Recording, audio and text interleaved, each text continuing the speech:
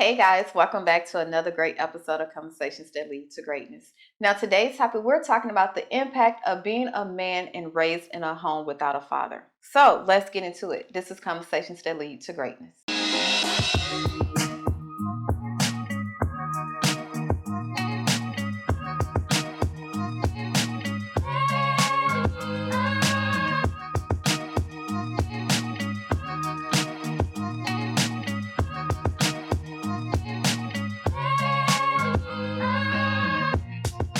My name is Akeisha Smith. And I'm Lester Smith. And welcome to our coaching podcast where we educate, motivate, and inspire you to break free of your limiting mindsets in marriage, faith, and finance that hinders your ability to create the life you desire. Okay?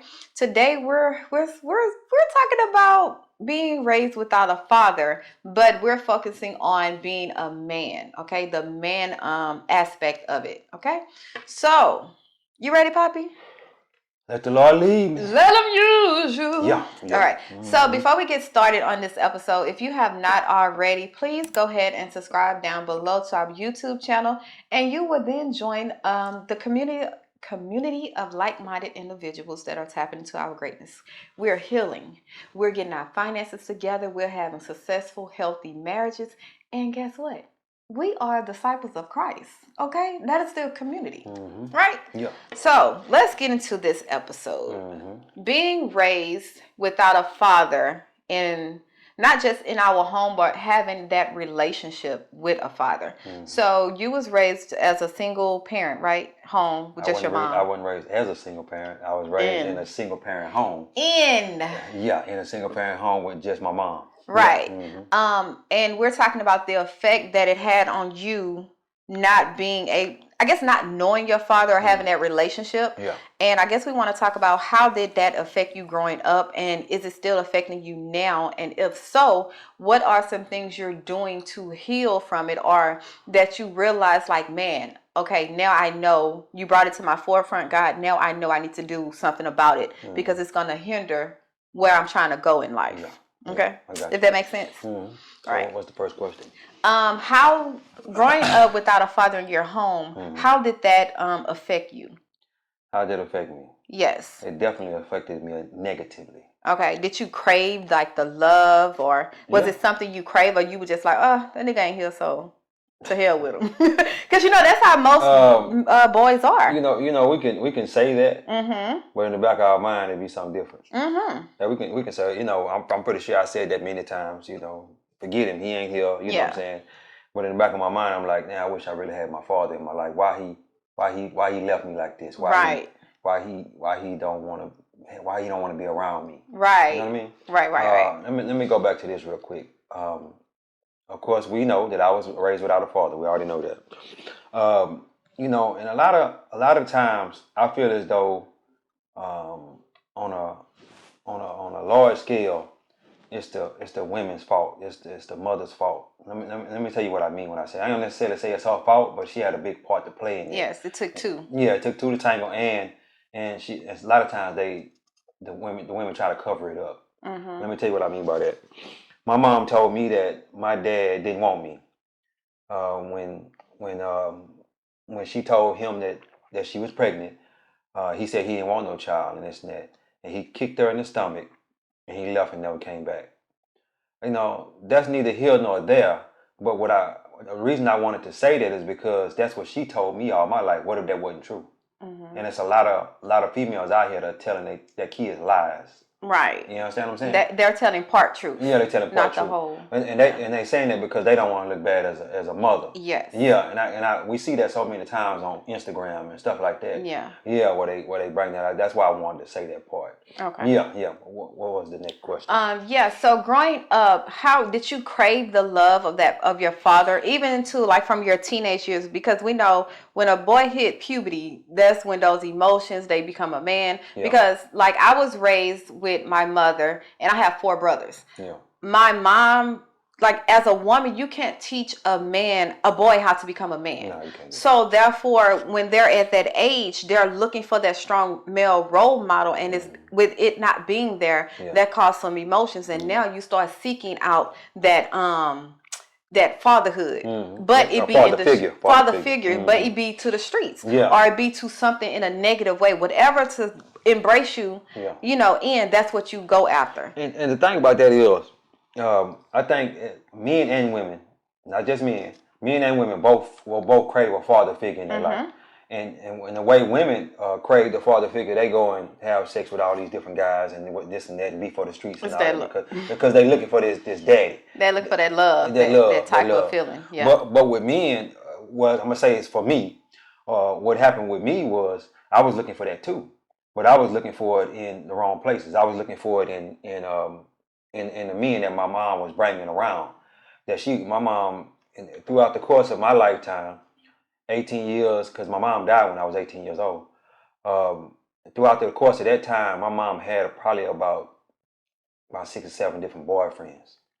And when you got 6 or 7 different boyfriends, nobody is married her. Well, she was still married to my father, so she couldn't. They was married. They got married before they had me. Okay. So so she couldn't marry nobody else until she gets a divorce from him. So she had 6 or 7 different boyfriends, and a couple of them was long term. Or what I mean long term, I'm talking about a couple of years. Okay. 2 or 3 years. It wasn't never no permanent thing where it's like 5 years or more, nothing like that. Yeah. And some of the guys would leave and come back and this and that. So I would kind of. And with an unstable environment like that, as far as a boy is concerned, kind of trying to look at a man as being a father figure is like, hey, I ain't got nothing stable here to look at. Right. Yeah. Because if I get too close, you're going to leave. Like, I can't count on you or depend on you. Exactly. So I really didn't have nothing to look up to as far as a father figure is concerned. Nobody except my uncle. Right. And I was looking at him from a distance because I'm in Houston, he in Virginia. So I'm like, okay, my father, he got 3 kids. I mean, my uncle has 3 kids. He has a wife, and they've been together for a long time. That's a stable environment. So I was able to look at that from a distance and say, okay, this is what I want my family to be like when I grow up. Right. Yeah. Okay, so how did it shape you to who you are now? Yeah. Because we on here we talk about healing from our childhood trauma, right? Because I feel that if you never recognized the things that was done to you in your childhood and you could keep suppressing it, you would never truly heal from it. So then you don't know who you truly are, right? Because our circumstances, our environment shapes us. But we can have to get back to our nature, like our natural, who we are, who God designed us to be, our personality, the way we think, like all that thing. You have to be pure, right? So that's why we talk about healing on this channel. It's not for you to have to bring up old memories and relive it in that sense, but it's for you to bring it up and find out, how did this happen when I was a child affect me now? And is it conducive to my life now? Is it something I need to heal from? If it's something I need to forgive a person, is it something what I need to do on my part, right? Because holding that in, it creates a monster in you, and now you going out putting that same energy into this world, into your children, right? So that's what we talk about healing on this channel, and I'm very big on healing. So how did you get to the point where you was like, man, I need to heal from this, I need to forgive my father? You recognize that the man you becoming had some part to do with your dad, in a sense, in a negative way though. Did that make sense? Let me say this. I'm gonna bring it back a little bit, and then we'll go full circle with it. And the reason I say that is because I wanna lay a foundation. The foundation really has already been laid, but I want to say something to that aspect. I didn't want kids because I felt like my dad didn't love me as a child. So why would I bring some kids in there, because I'm not gonna know how to love them. So basically, what he did to me was causing me not to want to bring kids into this world and love them and try to figure out how to love them. Right. You know what I mean? So I'm like, okay, he did that to me, so I'm not gonna bring nobody in the world and do that to them. You understand what I'm saying? That makes so that was the reason why we went 10 years. Me and her went 10 years before we had our first child.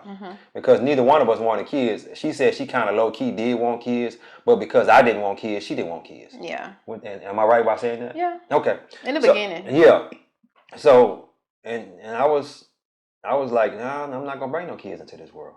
So you see how what he did to me could have ultimately ended real badly, because I wouldn't have, because we have 2 girls now. For those who don't know, we got a 7-year-old and a 3-year-old, 2 girls, and I'm able to love them more because of what my dad, what he did to me. you're What? able to express a different type of love that you never had, Yeah. that you never knew you can exist, that only can be done through God. Yeah. You see what I'm saying? So that you would have missed out on that big part of who God is in love. Because to love yourself is one thing, but to love something you created, that's unconditional. Oh, yeah. No matter if they mess up, make you mad, like, you know, not on the right track, it's like that. It's a different type of love for a parent. Yeah. So to experience that, that's you know, and I almost not didn't experience that because of what he did to me, and also with my mom. My mom was, I was often said this too. My mom was on drugs, so I felt like I wasn't loved from her either. The only person I felt like I was loved from was my grandmother, and she wasn't even my actual grandmother. She adopted my mom, so that's the only person I felt like I got love from, and to come up from that and to try to bring some kids into this world, man. Right. And that's how people end up beating on kids and all kind of stuff like that. You know what I mean? Harming them. Yeah, harming them and all that kind of stuff. And I didn't want to put. I knew it was some hurt there. I just didn't want to deal with the hurt. Yes. I didn't want to deal with it. And in order for me to deal with the hurt, I have to go inside myself and figure out where I went wrong at. You understand what I'm saying? Because even though they did what they did, I was still wrong too. Exactly. And I needed to heal from that long time ago, which I never did. Right. So I found myself working 6-7 days a week, not wanting to deal with that hurt, that trauma that I come up in, you know, and that helped me. I say, well, I'm gonna be the most successful person that I possibly could be to combat what I went through. Right. Oh, okay. Come on. So that's why I was working all them hours and this and that and working around the clock and all that and pouring myself into my job, trying to be the most successful person I could be. And I was also messing my relationship up also because I wasn't giving her the time that she needed. And by me not giving her the time that she needed, I'm just like, you just gonna have to deal with this. You want a broke man or a busy man? You want a broke man or a busy man? You just gonna have to deal with this. You know what I'm saying? Right. So, and she said that she would take the busy man over the broke man. But I was, like I say, I was running away from something instead of running to something. Yes, and I didn't even know that at the time. I didn't know the logistics of how him not having a father shaped and was shaping him, right? Because you're still growing, you still develop. You know what I'm saying? You're still aging, and things still come out. You learn, develop, and grow, right? I didn't know that. But one thing that I had to realize that even though a person hurt you, you have to go back in your past and forgive them. You have to forgive them, not for them, like not that they deserve it, right? Because we look at forgiveness as, oh, well, you don't deserve my forgiveness. It's not for them. It's for you. So you can let go. So you can stop holding on. So you can stop replaying it. Because think about it. Whatever happened to you in your childhood, can it happen to you now? Like, can the same thing happen to who you are now? And the answer mostly is going to be no. So why are you still dwelling and carrying it around like it can happen to you now? You can put that same hurt on your child, though. Right. Yeah. Right. But what I'm saying is, what happened? I understand what you're saying. Yeah. If it can't happen to you when you was if it can't happen to you now, what happened to you as a child? Yeah.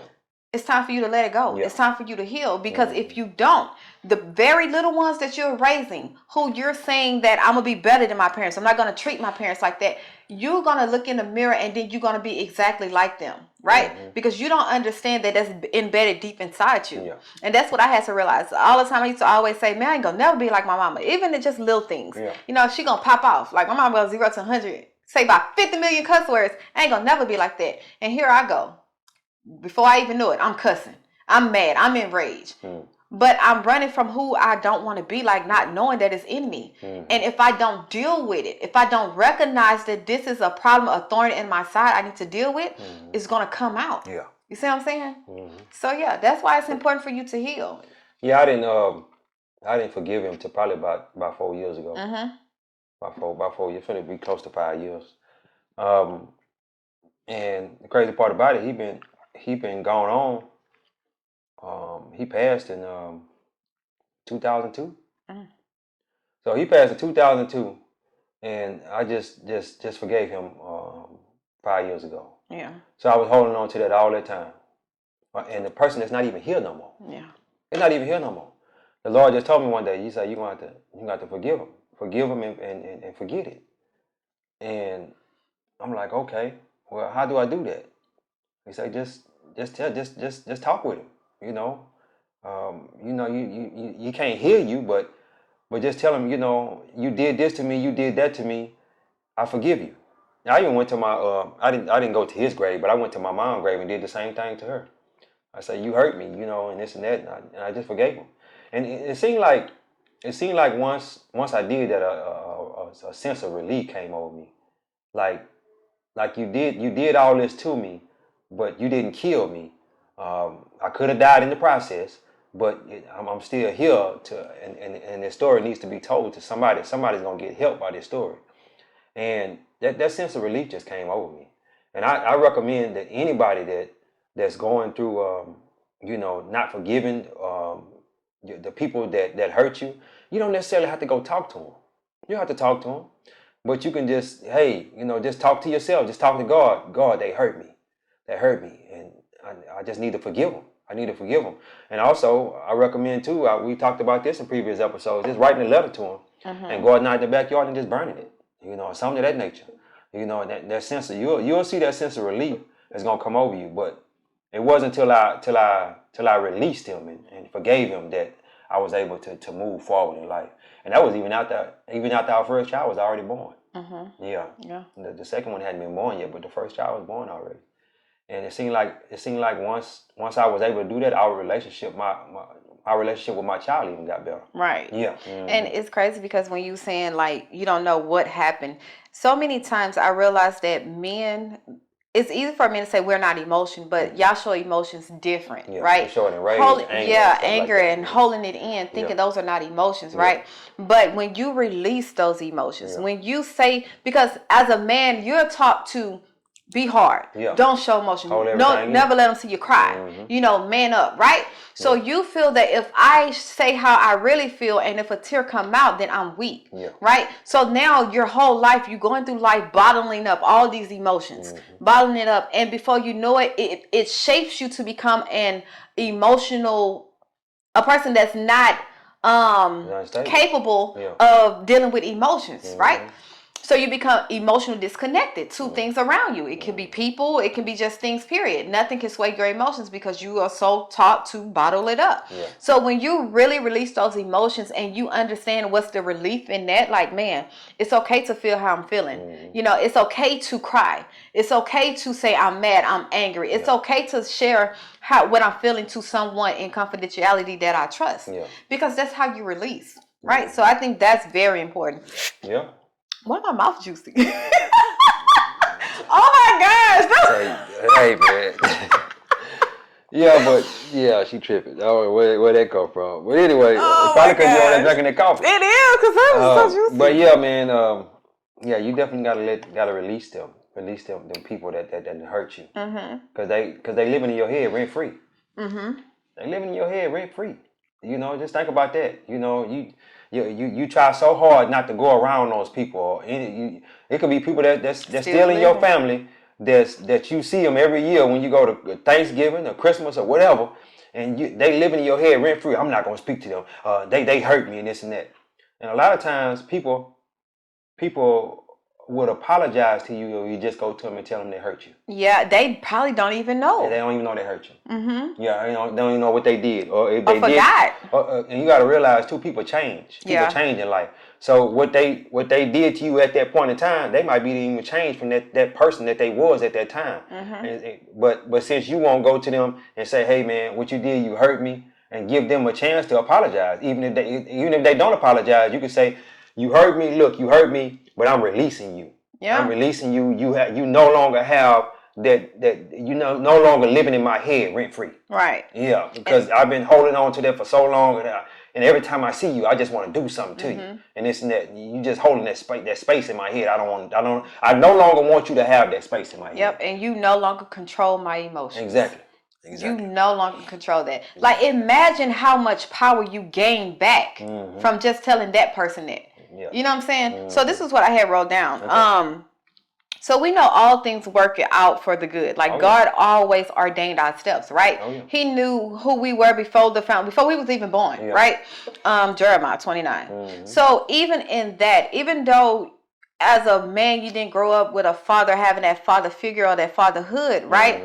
You still had a greater Father in heaven. Oh, yeah. That even though I didn't talk to him or use him. yeah, but he was still showing you that love through other people. You see what I'm saying? Yeah. So you have to stop looking at what you didn't have in life and look at what you did have or what you do have. Yeah. Right? Don't look at the negative part. I didn't have this growing up. My mama didn't do this. But what did you have growing up? Because it shaped you to who you are now. Exactly. Imagine. I think before we had this conversation, you was like, imagine if your mom was like, your life was different. You wouldn't have been the same person who you are now. I wouldn't be the people. I wouldn't be the man that the people need me to be. Exactly. Yeah. So God knew exactly how to author our life. To write it out. Well, you got to think about it from this aspect. Have you ever just sat back and asked yourself, why was I born to these parents? Why was I born to this mom? Why was I born to this dad? And he does that to shape who you are as a person, because we're all supposed to be able to help people overcome by their words of our testimony. We all supposed to be able to do that, and a lot of us don't do that because we were given this glamorous life. But even those people have a testimony too. You understand what I'm saying? What you got? Your parents was just a vehicle to get you here on earth. Exactly. That's it. Exactly. They were just a vehicle. That's it. They was, whether they was did you and made you in sin or not. Yeah. They were just a vehicle. But God had already wrote your life story. He had already determined the plans for you from the beginning to the end. Exactly. So you have to look at it that way. Like, okay, God, why am I holding ill will and holding all this stuff against a father that wasn't there? Imagine if he was there. How would my life turn out? Yeah. You know, I often told you, like, imagine what your father was at. He was a drunk and, you know what I'm saying, beating, and all him and your mom would get into it. Imagine if you had to see that part. What kind of man would you have turned out to be? I still would have had that testimony. I don't know if I'd be here where I'm at today, because I might have would have did. You probably would beat women. Did something to him. Yeah, or no. Yeah, beat women too. Yeah, because you would pick that up. Yeah, but, you know, it's just, it shapes you. It shapes you and molds you into who God needs you to be and who God wants you to be. And we all, let me tell you something, we all have been through something. Even the people that you think got the perfect life and this and that, they done been through something too. Right. They done been through something too, and they have a testimony to tell also. We all have a testimony to tell. Just a lot of us just don't do it. A lot of us just don't do it. When you think about that, it's only a small group of people willing to sit on YouTube and talk about the things that they've been through in life. It's only a small group of them. You may be like, well, no, that's not true. It's a whole lot of people on there, man. It's 8 billion people in this world. 8 billion. And and the people that you see on YouTube that's talking to you and ministering to other people, it's just a small group of people. It's a small group. Anyway. Yeah. And even in that, it's just like when you are honest with yourself and you are healed, you're able to talk about the things in life because you have overcame them, right? Yeah. So you have some people. Let me say, not to cut you off, but some people overcome by the words of their testimony, by talking to other people and whatnot. And this basically gives us a platform to heal, to help people, to everything, a little bit of everything, and to let them know that you're not the only one. You're not the only one that went because through when you're going through, I don't know why we feel like we're the only one in the world going through this. Like, do you, Lord, why me? Do you see what I'm going through? Like, you're the only one. And it's like when you understand that, man, you're not the only one, and other people is willing to share, but not in a negative way to have a pity party, but to point the glory back to God, to point to say, hey, yes, I went through this, but this is how I did it, and this is who I did it with. God gets the glory in that. So as you overcome, be okay with sharing your testimony, because you never know who is looking, who might need your word of testimony, knowing that, hey, I overcame this and so can you. Like, I think we live in a world where we just want to think we have it all together. Like, we never went through things. What? If you tell me a person and I try to ask you and you tell me you ain't never been through nothing in life, I can't trust you. No. Because you lying. You lying. Everybody go, even the rich. It might not be the same problems, but everybody go through something in life. It's life. This life is a battle. Right? That's true. So that's true. Listen. And we all, like I say, we just gonna keep on coming on here and helping people overcome by the words of our testimony. You might not want to share to that extent. That's cool, but you do have somebody you can talk to, somebody that you can help, in your community. whether it be a phone call, it might be you just going to lunch and sitting down with somebody and telling them what you've been through and helping them out in that kind of way. I don't know what it is. Whatever that is for you, you do it. You do it and talk to the Lord before you do it. Yeah. Because like I say, before we jump on these episodes, we always talk to the Lord and tell him, hey, I don't particularly feel like sharing this, but I know it's gonna help somebody overcome, and it's also gonna help me to move forward in what I'm doing. Yeah. You understand what I'm saying? So, yeah, guys, I had a hard life as a kid, hard life, but it made me who I am today. Mm-hmm. It made me the man that I am today. I'm a father, I'm a husband, I'm a mentor, real estate investor. There's so many things that go along with that. A disciple of Christ. A man of God, disciple of Christ. We go to church every Sunday. We don't go to church as them religious people that y'all, that a lot of people see on a daily basis, talking about everybody in the church and all that. We go as people who are trying to do better, be better, and have better, and to learn something and get a revelation from God. That's the reason why we go to church. Mm-hmm. You understand what I'm saying? But we hope we said something that resonated with you and that helped you in some kind of way. This, like I say, this topic was hard for me, and I actually got this from Tony Robbins. I watched a autobiography of him doing his shows and stuff on Netflix, and he was asking them tough questions. And every time he would ask them tough questions, people being in the audience just crying, just bawling. I'm like, man, I definitely wouldn't want to go to one of his things. But now that I think about it, I think I would want to go. Yeah. I think I would want to go. And just because I'm talking about it wasn't a dry eye in the audience. Mm-hmm. Everybody just crying. And he would have different people. This one lady, I remember this one lady on there. She was, I think she was molested as a child. And she looked at every man that was around her on a daily basis. I'm talking about guys at work, whatever, as men that was trying to do something to her sexually. Mm-hmm. And he had like 3 or 4 guys come around her and he said, hey, do you want to do something with her sexually? And the guy said, no. You want to do something with her sexually? The guy said, and all the guys said no. And he just had each one of them just hug her. You know what I'm saying? And she just broke down. Yeah. She broke down. I was like, man, this is crazy. I'm talking about people really need healing. Need therapy. They need therapy. And that's what he's there for. Yeah. That's what Tony Robbins do. He's a motivational speaker, but he also does a lot of healing retreats and stuff like that. Yeah. Yeah. Because it's so... You think you could do something like that? I love, I'm all about healing. Yeah. Like, I'm love because I look at, imagine when you heal the parts that's unhealed, right? Mm. Who you can become. Yeah. Imagine the healed part of you. Yeah. Imagine that person, what that person mindset, the way they think, their thoughts, their confidence, the way they can go out and face the world without this over them. You know what I'm saying? Yeah. So that's why I'm all about healing, man. Do what you got to do to heal. If you got to cry every day, if you got to seclude yourself and be in prayer, and do what you have to do. Yeah. Like, seek healing, and not just the heal where you just aware, but the healing where if you get triggered, it doesn't affect your emotions. You just triggered. If something just like a button get pushed, okay, I see that's what that is, but I'm healed from that. It no longer affect me. You no longer have control over my emotions.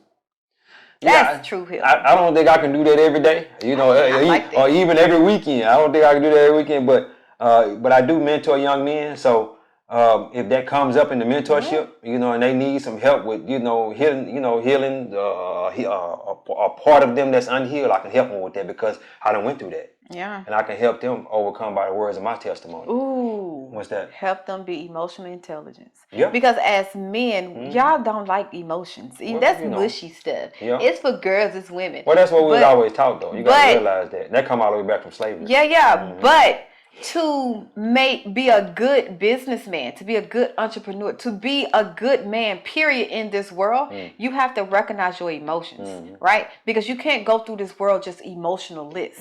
Because people, especially if you're a disciple of Christ, because what? Love, that's an emotion. Yeah. That's fruit of the spirit as well. But to show love, patience, kindness, gentleness, long suffering, like all the fruits of the spirit is going to require you to act out your emotions to some kind of extent. Well, and to have control over them. Well, Jesus wept.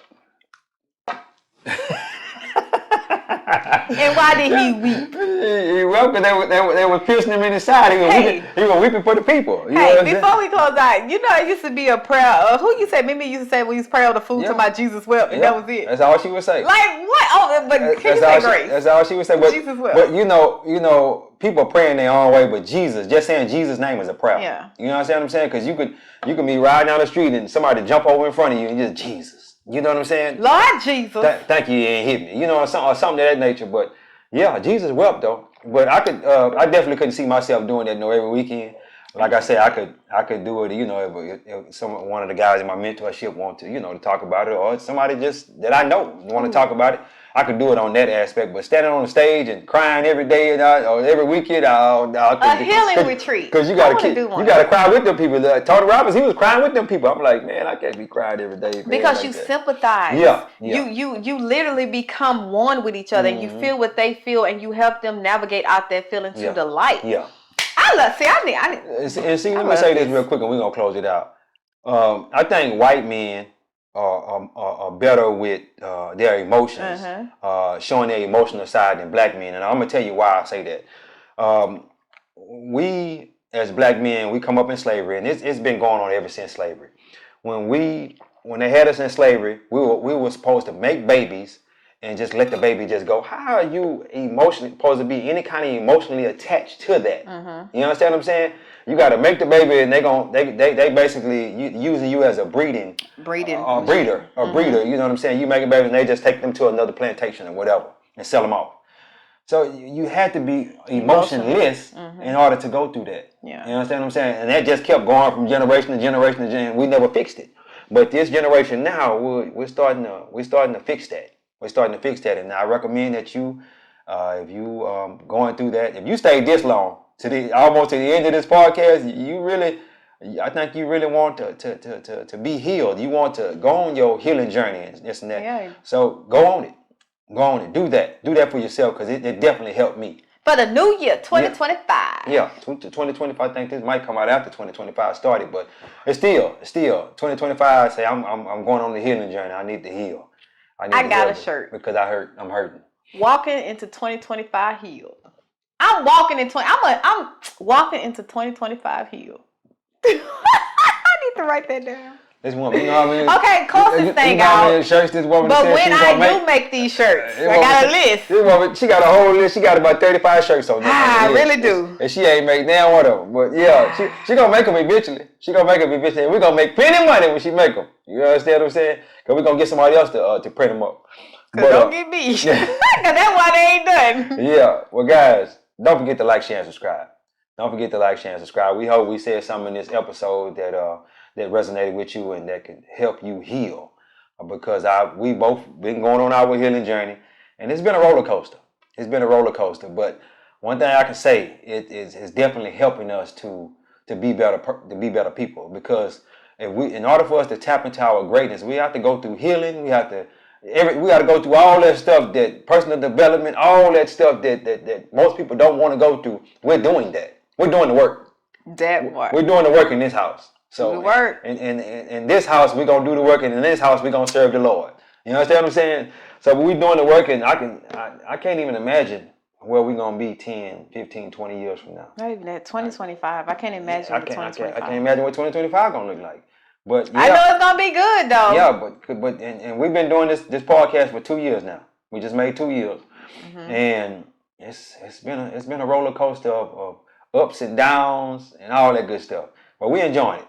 I wasn't enjoying it at first because God was telling me to say things that I didn't want to say. He's very private. Yeah. So, but even with this today, it was your idea. Yeah. Look at that. Come on, bro. It wasn't your idea. It wasn't my idea. It was Tony Robbins' idea. But what I'm saying is, you came up with the topic. What I actually been doing, and I recommend a lot of you guys do, is start taking notes in your phone.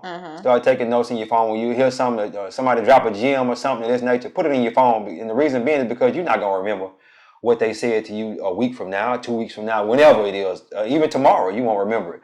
So start taking notes, and I've been taking a lot of notes, and the reason being I've been taking notes because it helps as we jump on these podcasts and whatnot, and it also helping me as I do my mentorship and whatnot. It helps. But yeah, guys, don't forget to like, share, and subscribe. I've said that 2 or 3 times already. He supposed to close this I'm thing steadily out. trying to close it out, but I still want to talk to. I think the Lord just want me to just keep going. Keep talking. You don't never talk. But no, I got to close it out. Don't forget to like, share, and subscribe, guys. God is good. Life is good. When we look good, we feel good. We live in a life of abundance. Peace. Bye, guys.